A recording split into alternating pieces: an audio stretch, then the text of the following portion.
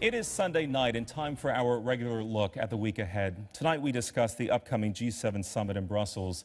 The meeting was initially set to be held in Sochi until Russia was uninvited from the talks. For President Obama, the summit is only one part of a broader European trip. Randall Pinkston has details on the president's agenda. The group of 7 nations usually focuses on economic issues, but as President Obama heads to Europe this week, he will be dealing with more than just financial matters. The deadly military conflict in Ukraine between government forces and separatists loyal to Russia will be a top agenda item. President Obama begins his European tour in Warsaw on Tuesday, where he will co-host with Poland President Komorowski a meeting of Eastern European leaders who are worried about security after Russian President Putin took Crimea from Ukraine. That event resulted in Russia being dismissed from the economic group, turning the G8 back into the G7. On Thursday, the president joins G7 allies in Brussels to discuss the global economy, energy, and climate issues. President Obama may also be talking about exporting more natural gas from the U.S. to Europe in response to conflicts with Russia. Russia currently supplies most of Europe's natural gas. President Obama will end his European visit in France for the 70th anniversary of D-Day, paying tribute to Allied veterans of World War II. That includes the Soviet Union, which at the time was an ally of the U.S. Russian President Putin will be there for that meeting in Normandy, but so far no meetings have been scheduled between him and President Obama. Randall Pinkston in Washington. G7 meetings are supposed to focus on economics, but often get sidetracked by politics. This year is no exception. The organization will be the G8, but Russia's annexation of Crimea, it was supposed to be the G8, but its annexation of Crimea and its role in the tensions elsewhere in Ukraine led to its expulsion from the group and the relocation of this meeting from Sochi to Brussels. But economic and political tensions sometimes go hand in hand. One thing sure to be discussed this week is the $30 billion gas deal signed last month by Russia and China. Many European countries depend on Russia for natural gas supplies, and some wonder if that Moscow-Beijing agreement means their long-term access to Russian gas could be in danger. For more on the upcoming G7 talks, let's bring in David Rohde, a reporter for Reuters, and Stephen Fish, a professor of comparative politics at UC Berkeley. Gentlemen, good to have you with us. Thank you. I have to ask you, Mr. Rohde, and start with you. Was this the right move by isolating Russia? I think it was. It seems that Putin has at least slowed down in Ukraine. He's succeeded in Crimea. He's got that. And many people say that he didn't want more than Crimea. The push into eastern Ukraine was just a way to stir the pot, so to speak. But he has definitely, I think, pulled these forces back, and the sanctions did seem to have some impact on the Russian economy. And the Russian foreign minister has plenty to say about this. In fact, Sergei Lavrov says if our Western partners believe the format has exhausted itself, we don't cling to this format. We don't believe it will be a big problem if it doesn't convene.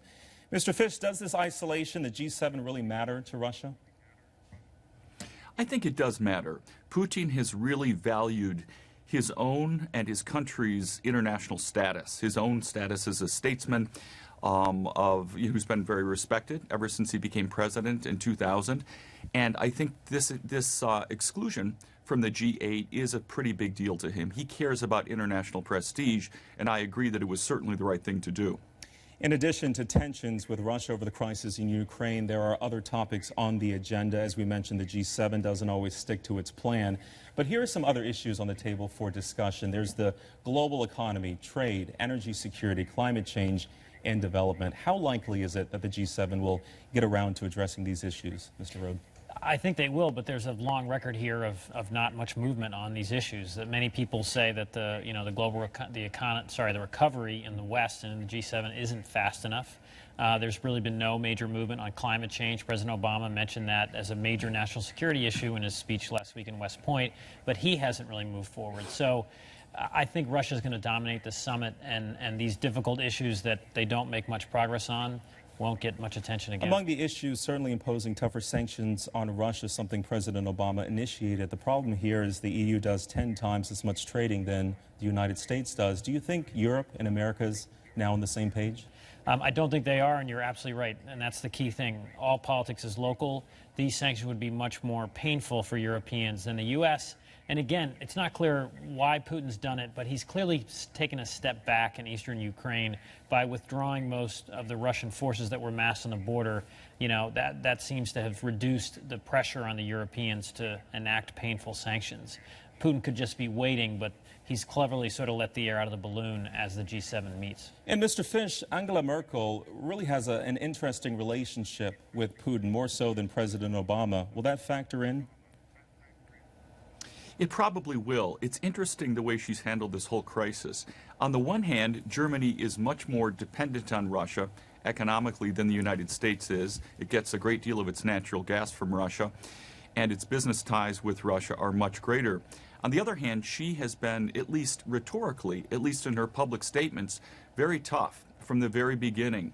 When Russia started moving into Crimea and then put pressure on East Ukraine, all along she's been fairly firm in saying that if the land forces on a massive basis, a mass land invasion of East Ukraine happens, that would really be a game changer. So her rhetoric probably has helped a bit. On the other hand, she is, of course, constrained by the fact that her economy and Russia's economy are so closely tied together. Do you think G7 leaders can work together to increase energy security? I think they can. There's a lot of talk about the U.S. exporting more natural gas to Europe. You mentioned the China-Russia deal. And the problem is the U.S. has been very slow in moving ahead with this. There's talk about opening the first port on the East Coast that could actually send the natural gas boom, American natural gas, ship that off to Europe. But that's not going to open until 2017. So this is very far into the future, and some people feel the U.S. has really been caught flat-footed on this issue. What do you make of the China-Russia deal? It's significant, and it's an interesting play by Russia and China. And what Putin's doing is he's sort of people call it Putinism, his sort of authoritarianism, soft authoritarianism, hard authoritarianism. But it's an effort by Russia and China to say we don't need Western structures. We don't need the G7. We have large enough economies of our own that we don't depend on you anymore. It'll be interesting to see if that turns out to be true.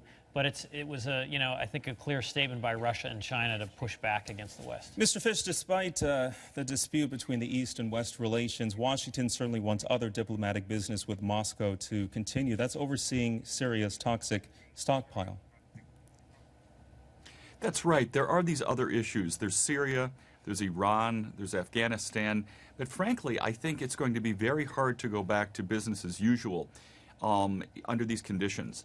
I think that as long as Ukraine remains completely unresolved and there's no real movement on Ukraine beyond what I regard as a temporary tactical kind of pullback by Putin right now of troops from the Ukrainian border, I think it's going to be very hard to make progress on these other big issues, including energy and arms control, Syria, and so on. So I think they're still going to be up in the air, and I think progress on those issues is probably going to be on ice until Ukraine is dealt with more squarely. Do you agree, Mr. Rohde? I do, and I think that this is a temporary pullback here. And the new president of Ukraine, he'll be meeting with Obama in Poland during this trip. He has been very aggressive militarily in eastern Ukraine, and will he push ahead? Will the Ukrainian army really try to crush these rebels or not? That could cause Putin to feel that he has to respond and defend the separatists. The goal of persuading Putin to relinquish Crimea, is that a lost cause? I think it essentially is. I had one U.S. official say to me that, yes, Putin's backed off in eastern Ukraine, but he may never have wanted eastern Ukraine, that this was all about Crimea, and essentially Putin has succeeded. It's part of Russia, and I don't think that's going to change. Mr. Fish, your thoughts? No, I don't think that all he wanted was Crimea. I do think he wanted Crimea, and he got it. But I think that he regards Ukraine, a Ukraine that is friendly to the West, that has regular open elections, and that is not closely allied with his regime in Russia, is a threat. And I think he is not going to be satisfied with a politically or, let's say, internationally, militarily neutral Ukraine. Putin wants a Ukraine that is very much part of his neighborhood and that does things his way. And I think he's going to keep pushing. I don't think that his ambitions in Ukraine are limited to Crimea by any means. For now, he's stepping back. The sanctions, as David mentioned, actually have had some effect. And before this G7 meeting, it's smart for Putin to let the air out of the balloon, as David said rightly. At the same time, I think this is just a temporary tactical retreat. I think Putin really intends to keep stirring the pot in Ukraine for years to come.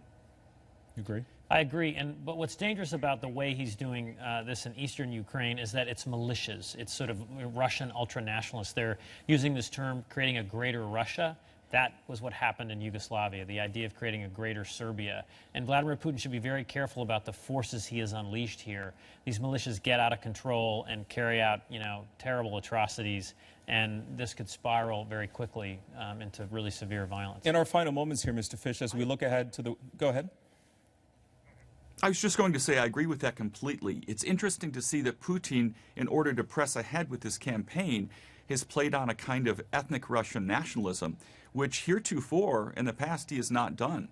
Talking about protecting Russian speakers and ethnic Russians in eastern Ukraine, very different than his old rhetoric. He has been kind of an internationalist who's not spoken in terms of ethnic Russians. And especially under these conditions, where ethnic Russians in East Ukraine need no protection, this is a very dangerous road indeed. What do you think the takeaway will be, Mr. Rohde, from the G7? I think there won't be much specifics from President Obama.